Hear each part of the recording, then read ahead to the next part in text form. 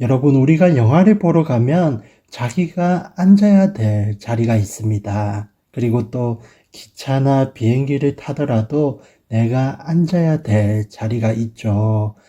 자리는 참 중요합니다. 어느 자리에 앉아 있느냐에 따라서 내가 해야 될 역할과 하지 말아야 될 일들이 결정되기 때문이죠. 미국의 웨스트민스터 신학교의 마이클 호튼이라는 교수님은 약함의 자리라는 책에서 이런 이야기를 하십니다. 하나님은 늘 낮은 자리에 오신다. 하나님은 부재한 것처럼 보이는 자리에서 가장 명확하게 임재하신다. 사랑하는 여러분, 오늘 우리가 있는 그 자리가 하나님께서 임재하시는 자리에서 하나님의 분명한 임재를 누리시며 살아갈 수 있게 되기를 간절히 축복합니다. 오늘 본문의 첫 번째 메시지는 거룩한 자리에 앉으라 라는 것입니다. 우리 13절, 14절 말씀을 함께 읽어보도록 하겠습니다. 시작. 성전에서 일하는 사람들이 성전에서 나는 음식을 먹고 제단을 섬기는 사람들이 제물을 나누는 것을 여러분이 알지 못합니까? 이와 같이 주께서도 복음을 전하는 사람들에게 복음 전하는 일로 먹고 살라고 명하셨습니다. 고린도전서 8장부터 10장까지는 우상에 대한 고린도 교인들을 향한 사도 바울의 메시지이죠. 우상들에게 바쳐졌던 그 제물을 먹는 것이 옳은 일이냐, 옳지 않은 일이냐라는 것을 놓고 나는 스스로 믿음이 굳건한 사람이어서 우상에게 바쳐진 제물을 먹는 것이 아무런 문제가 되지 않는다라고 이야기하는 사람들을 향해서 사도 바울이 권면하고 있는 것입니다. 오늘 본문 말씀 가운데 성전에서 일하는 사람들은 성전에서 나는 것을 먹는다라고 표현하고 있습니다. 이것은 구약의 제사장들이 성전에서 제사를 드리고 성전에서 나는 그 음식으로 먹었던 것을 말하는 것이죠. 마찬가지로 우상에게 제사를 지내는 사람들은 자연스럽게 본인의 의지와 상관없이 우상에게 바쳐진 제물을 먹게 된다라는 것입니다. 여러분, 교만한 자리에 앉아 있는 사람들은 자신이 스스로 교만하려고 노력하지 않는다 하더라도 스스로 교만의 재물을 먹게 되는 것이죠. 오늘 이 말씀으로 우리의 삶을 한 번 더 비춰보면 오늘 나는 어떤 자리에 앉아 있는가 생각해 볼 수 있는 것 같습니다. 내가 만약 예배의 자리에 앉아 있다면 내가 예배할 마음이 그렇게 충만하게 없다 할지라도 예배를 드릴 수 있게 된다라는 것입니다. 그리고 내가 만약 기도의 자리에 있다면 내가 자연스럽게 기도할 수 있게 된다라는 것이죠. 또 내가 섬김의 자리에 앉아 있다면 나는 자연스럽게 섬기는 일을 할 수 있게 될 것입니다. 그리고 반대로 내가 누군가를 험담하는 그런 자리에 앉아 있다면 나도 모르게 그 험담에 참여하게 된다라는 것이죠. 누군가를 비방하는 자리에 앉아 있다면 나도 모르는 사이에 그 일에 참여하게 된다라는 것입니다. 그래서 하나님께서 오늘 이 말씀을 통해서 저와 여러분에게 말씀하시는 것은 네가 어느 자리에 앉아 있느냐? 예배의 자리에 앉아 있어라. 기도의 자리에 앉아 있으려고 노력하여라. 그러면 너는 예배자의 삶을 살 수 있고 기도자의 삶을 살 수 있게 된다. 라고 말씀하시는 것입니다. 사랑하는 여러분, 오늘 하루 예배의 자리에 앉아 있을 수 있게 되기를 축복합니다. 기도의 자리에 앉아 있을 수 있게 되기를 또한 축복드립니다. 남을 험담하거나 비방하는 자리에 있지 아니하고 남을 축복하는 자리에 앉아 있게 되시기를 주님의 이름으로 축복합니다. 그로 인해서 하나님이 우리에게 주시는 은혜를 풍성하게 누리는 오늘 하루가 될 수 있기를 간절히 축원드립니다. 오늘 두 번째 메시지는 복음 증거자의 자리에 있으라라는 것입니다. 사도 바울은 늘 애써 복음을 증거하는 자리에 앉아 있었습니다.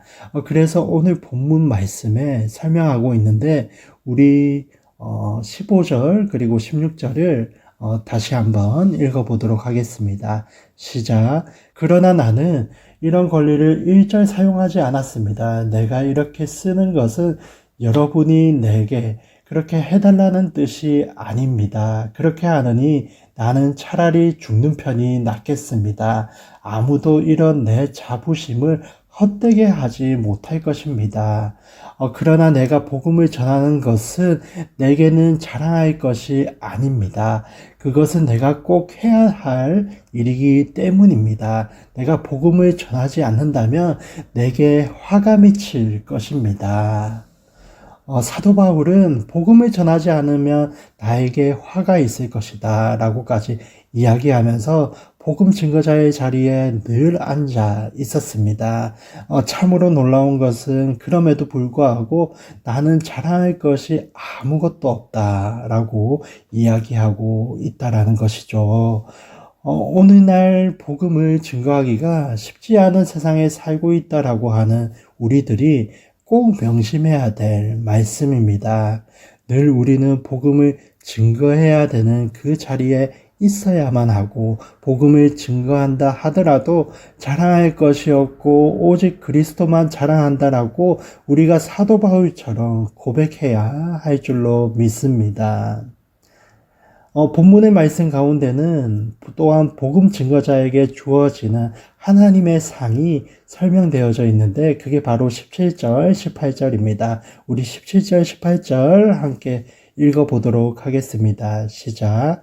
그러나 내가 자원에 이 일을 행한다면 내게 상이 있을 것입니다. 그러나 내가 자원에서 하지 않는다 할지라도 내게는 직무로 맡겨진 일입니다. 그렇다면 어떻게 해야 내게 상이 있겠습니까? 그것은 내가 복음을 전할 때 값없이 전하고 전도자로서 내 권리를 다 사용하지 않는 것입니다. 여러분, 사도 바울은 이렇게 이야기하고 있습니다. 복음을 증거하는 나에게 주시는 하나님의 상이 무엇이냐? 그 복음을 증거하는 그 자체가 하나님께서 나에게 주시는 상이다 라고 이야기하고 있습니다. 그런데 이것은 좀 우리가 생각하지 않았던 대답입니다. 내가 복음을 이렇게 열심히 전했으니 하나님께서 나에게 어떤 큰 상을 주실 것이다. 나는 이후에 하나님 앞에서 큰 상을 받을 것을 기대하고 있다. 이렇게 이야기하지 않고 복음을 증거하는 그 과정 자체가 나에게는 하나님께서 주시는 너무나도 큰 상이다 라고 말하고 있는 것이죠. 애플의 경영자였던 우리가 잘 아는 스티브 잡스의 인생을 담은 책 여정 자체가 보상이다 라는 책의 제목이 있습니다. 스티브 잡스는 자서전과도 같은 이 책에서 이렇게 이야기하고 있습니다. 많은 제품들을 출시해서 많은 수익들을 얻고 그리고 큰 부자가 된 것을 사람들이 내가 받는 축복이라고 생각하지만 사실은 그러하지 않다. 그 제품들이 만들어져 가는 그 과정 한 단계 한 단계가 나에게는 더 큰 비교할 수도 없는 큰 보상이다 라고 고백하고 있습니다. 여러분, 속도보다 중요한 것은 방향이라는 말이 있지 않습니까? 그러나 방향만큼 중요한 것은 그 방향을 이루어가는 과정인 것이죠. 때로 우리가 방향만을 중요하게 여기다 보면 그 방향을 이루어가는 과정 하나하나가 중요하고 소중하다는 생각을 우리가 자칫 잊어버릴 가능성이 있습니다.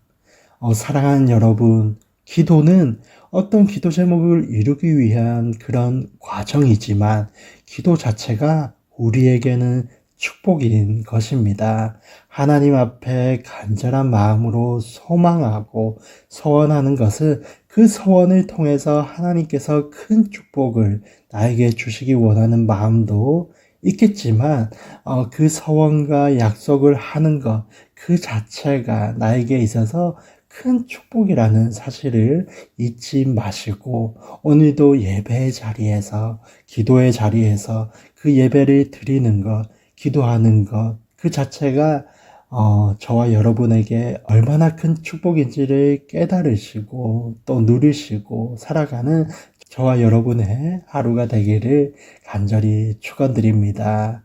기도하도록 하겠습니다.